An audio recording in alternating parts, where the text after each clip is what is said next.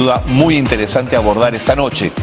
Está con nosotros ya el profesor Alfredo Jalife Rame, analista de geopolítica y profesor de posgrado en la Universidad Nacional Autónoma de México. Profesor Jalife Rame, ¿cómo le va? Bienvenido, gracias por acompañarnos. Encantado, Carlos. Es un placer. Es un gusto. Vamos a conversar, profesor. Yo quería plantear como punto de partida lo siguiente para ver qué piensa usted. Creo que en América Latina, según todos los informes de los latinobarómetros y todos estos indicadores que miden con diversos indicadores la situación de la democracia en nuestros países, parece que llegan a conclusiones en general que la democracia no ha resuelto las necesidades más importantes de nuestros pueblos. Yo quería preguntarle en ese sentido si valdría la pena discutir si la crisis de esa democracia está ligada a la globalización, a la debilidad del Estado-nación y a la irrupción de las nuevas tecnologías. ¿Qué piensa usted, profesor? Bueno, de que Latinoamérica apenas está ingresando a ese modelo de la democracia y es tardado, ¿no? No es fácil acomodarse. Viene de un periodo pues de golpismo, de militarismo en general. Ahora, a mí no me gusta hablar porque son demasiados. Estamos hablando de 30 y pico de países, y eso si no nos metemos con el Caribe. Además de que, a mi juicio, existen pues ya varias Latinoaméricas. Entonces aquí yo creo que hay que diferenciar. El discurso democrático es válido, es un abordaje político muy válido. No se puede vivir sin política, pero falta el análisis económico, geoeconómico, diría yo, el análisis geofinanciero, el análisis de la tecnología del siglo XXI. Entonces ahí es donde empezamos a ver disparidades enormes. Y ya cuando usamos un término que es muy valioso también, porque estamos viendo la integración de Latinoamérica, es un discurso que viene desde Bolívar. Ya para el siglo XXI yo creo que tenemos que decidirnos y empezar fuerte en uno de estos abordajes, para así por lo menos que dos países empiecen a integrarse, luego se suma el tercero, crear regionalismos, pero tienen que ir de la mano. Es decir, nosotros tenemos una situación de cobertura real de geopolítica, que es la doctrina Monroe. Que viene desde 1823, que es América para los americanos, es muy conocido.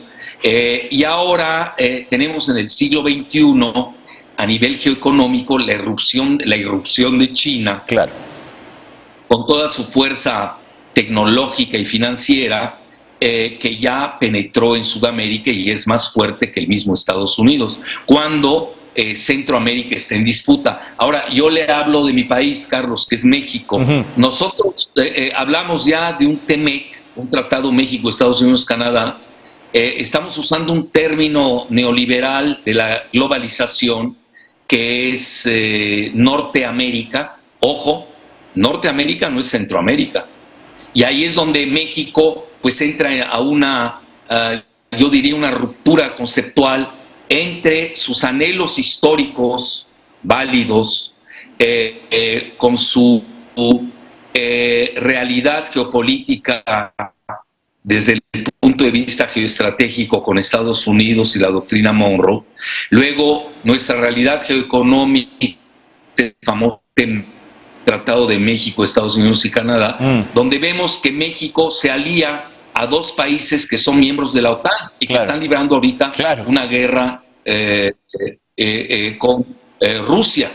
Entonces ahí ya empiezan a haber una serie de dislocaciones que no permiten esa integración, porque en el juego de las grandes potencias, pues América Latina está en disputa. Y luego, si entramos a dos factores más para concluir su primera pregunta, el primero, que sería la cuestión financiera, pues Latinoamérica no existe a nivel financiero. Ese es el talón de Aquiles. No tenemos una divisa común, no tenemos banca. Por ejemplo, aquel día yo estaba dando una conferencia, me preguntaban sobre CELAC. Sí, suena bonito, lo que quieras, pero no le veo dientes. ¿Cuáles son los dientes? No tenemos banca. ¿Cómo va a funcionar una CELAC sin banca? Ahora se está hablando de una alianza del Pacífico incluyendo mi país pertenece a ella, con ustedes Perú, Chile y Colombia. Pero ahí, si nos ponemos a analizar estrictamente a cada uno, pues ya de entrada entramos dislocados, además de que no tenemos dientes, no tenemos una banca valiosa, que sea competitiva, porque dependemos de la banca estadounidense. Y ya por último, a nivel tecnológico, pues prefiero no hablar porque somos el patito feo del mundo. Fíjese que me gana usted por puesta de mano, porque mi siguiente pregunta iba en esa dirección. Durante la década de los 50 y 60, incluso en los 70, América Latina era un auténtico patio trasero de los Estados Unidos. Yo quería preguntarle si hoy esta América Latina nuestra podría apostar por tener juego propio en la región, estas Américas Latinas, incluso que usted divide en varias fracciones. No le veo posibilidades, siendo realista, y conste que me duele decirlo, porque yo soy latinoamericanista y soy de la vieja escuela de la integración, pero me tengo que dar cuenta que hoy estoy viendo más desintegración que integración cuando analizamos en varios niveles todos estos rubros que le aporté. Y vean, el único país que tiene posibilidades a nivel regional y global es Brasil. ¿Y eso a qué se debe? Bueno, por su pertenencia a los BRICS, que es el bloque geoeconómico que está subiendo mucho, que es Brasil con BRICS más. Incluso Arabia Saudita quiere ingresar a los BRICS, Irán quiere ingresar. Hay 15 países en fila de espera para ingresar a los BRICS. Pero el único país de Latinoamérica que está ahí es Brasil. Y hay un país que quiere ingresar, que es Argentina. No sé si Estados Unidos lo deje, lo digo textualmente y lo repito, no sé si Estados Unidos lo deje, cuando veo que su superministro de Economía, Massa, pues fue a negociar gran parte de la deuda externa de Argentina, que es ya casi impagable, que tiene una inflación pues desde hace mucho tiempo. Una gran devaluación. Yo lo recuerdo desde que visité Argentina en el año 2000 hasta la fecha. Estamos hablando de 22 años. Sigue siendo presa de los buitres de Wall Street, etcétera, y tiene hipotecas muy severas con el Fondo Monetario Internacional que controla Estados Unidos. Por ejemplo, le doy el ejemplo con Bolivia. Bolivia tiene una divisa estable desde hace 16 años, pese al litio golpe. Además, tiene la menor inflación, no solamente de Latinoamérica, de todo el continente americano, mucho menor que la de Estados Unidos y la de Canadá. Entonces estamos viendo, yo diría una Latinoamérica, pues así le nombraron, muy dispar, pero la veo muy fracturada al mismo tiempo. Correcto. Y la veo inerme. Y además, bueno, ahorita ya salió el tema del litio. Ustedes también tienen bastante litio en Perú, tienen una gran minería. Entonces yo lo que sugiero, esa sería mi propuesta, es de que cada país de Latinoamérica primero se afiance a sí mismo, luego empiece a hacer alianzas creativas con alguien de Latinoamérica y poco a poco ir creando ese sueño bolivariano. De acuerdo. Pues algún día se podrá. Profesor Jalife, sin embargo, seguimos viviendo con una suerte de normalidad sorprendente, sostenemos el modelo económico de consumo, pero ya las voces más autorizadas nos están diciendo respecto al clima que hay punto de no retorno. ¿No cambia eso las reglas del juego profundamente, profesor? Bueno, lo que está sucediendo y tenemos que tomar en cuenta es que estamos ante varias situaciones que son inéditas en la historia de la humanidad. Tenemos una guerra en Ucrania, que es una singularidad, así le llamarían los físicos, donde se están condensando varias guerras en una y donde se está definiendo el nuevo orden mundial. Hoy, de facto, el planeta está fracturado a nivel global. Tenemos, por un lado, Estados Unidos con la OTAN y la Unión Europea, y por otro lado, a Rusia con la relativa alianza geoestratégica con China y con una India que no adoptó las sanciones que deseaba Estados Unidos y Estados Unidos y la Unión Europea, y que se ha mantenido neutral y que empieza a jugar la carta latinoamericana, lo cual no es nada anómalo. Igual ya empiezan a entrar a Latinoamérica Irán, Turquía e Israel, que siempre ha estado.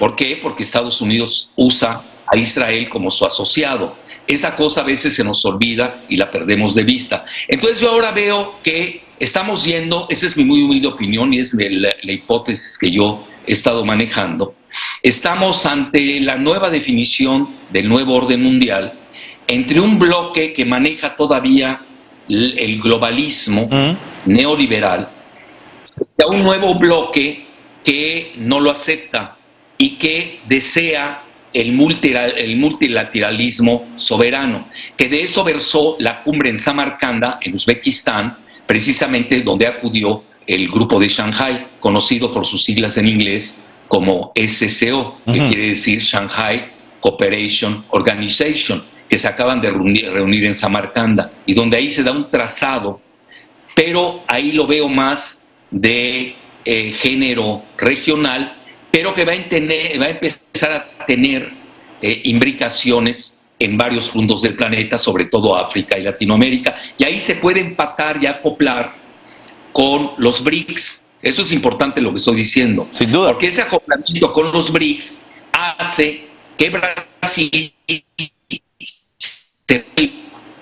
sea el socio geoeconómico de 3 potencias de primer nivel que además poseen armas nucleares. Y estoy hablando, nada más voy a citar las siglas de los BRICS: Brasil, obviamente, claro, Rusia por la R, y India y China. Obviamente no coloco a Sudáfrica, aunque Sudáfrica tuvo bombas nucleares y las regresó, las abolió. Entonces Brasil se vuelve, a mi juicio, algo muy importante en el rumbo de Sudamérica. Y ahora México está jugando, pues, guste o disguste, está jugando la carta norteamericana, es decir, la carta de alianza geoeconómica con Estados Unidos y Canadá, a grado tal que en esta fase de desglobalización, donde las empresas de Estados Unidos empiezan a desalojar y a desacoplarse de China, pues están pensando en llegar a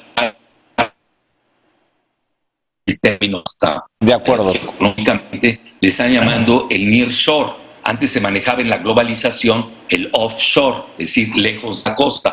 Ahora es cerca de la costa. Es decir, México puede volver un bastión económico, y ahí entra, por ejemplo, el litio de México. No sé cómo se vaya a manejar, lo sé ahora que estuve en Perú, me hicieron el favor de invitarme. Están manejando mucho entre Bolivia, Argentina y Chile el concepto de la OPEP de litio, porque la OPEP ha tenido mucho éxito y quieren imitarlo. Claro. No lo sé qué tanto sea imitable, y no sé qué tanto México pueda pertenecer a ese bloque debido a la alianza que tenemos ya con Estados Unidos, mientras que Chile y Perú tienen excelente comercio con China, que eso ustedes lo saben mejor que yo, y ya no se diga Bolivia. Entonces no es así tan lineal, yo lo veo fraccionado, no quiero usar la palabra fracturado, pero hoy Latinoamérica está corriendo a velocidades distintas. Correcto, correcto.